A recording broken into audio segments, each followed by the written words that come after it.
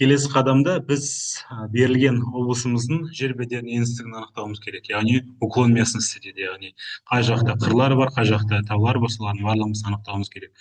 Ол үшін арктулбокстың ішіне кіреміз да, ең төменгі бөлігінде Special Analysis Tools деген құралдар жиынтығы бар. Special Analysis Tools'ың ішінде сіздер көріп отырғандарыңыздай Surface деген бар. Орысша атауларда поверхность деп тұрады. Поверхностьтың ішінде біз slope деген, немесе орысшада уклон деп аталады. Осы slope'ты басатын болсақ, біз Түркістан Dam Clip дегенді input растырға салуымыз қажет. Келесі, оны біз қай жаққа сақтауымыз қажет? Мысалы, тағы да өзіміздің папкамызға барып, растыр. Енді осы жақта сіздер CMR-дің ішіне кіріп, Түркістан клиптің бәрін алып тастаймыз да, Түркістан Dam Slope деп басамыз.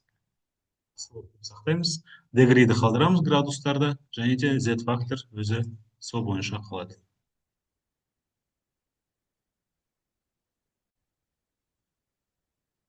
Енді сіздерде көріп отырғандарыңыздай жер бедерінің еңістігі сәтті орындалғандығы көрініс табады. Яғни бұл жақта сіздер жер бедерінің еңістігін 5 классқа бөліп қарастыруларыңыз қажет.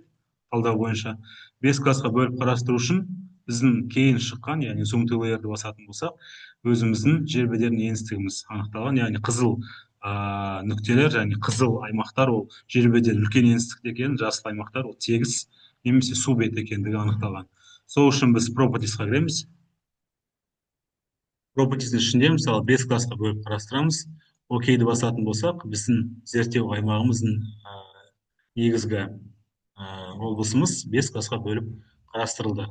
Яғни бұл класстардың біз бірнеше түрлерін орындасақ болады. Мысалы, Classify'ды қарастыратын болсақ, бізде бірнеше түрлі equal interval дегеніміз бір текті аралықтар, яғни біркелкі аралыққа бөліп береді бізге. Көріп отырсыздар, яғни 0-дан 15-ге дейін 15-30, 30-46, 46-60 және де 61-76, яғни тең дәрежедегі бөлу деген операциялар орындалды. Енді келесі операцияға көшейік, ол бізде classifyға кіретін болсақ, equal interval, defined interval, яғни сіздер осы жақтағы интервалдың түрлерін қолдансаңыздар болады. Мысалы, 20, 40, 50, 60 окейді басатын болсақ, біздің аралықтар осы берілген шарттар бойынша бөлініп қарастырылды.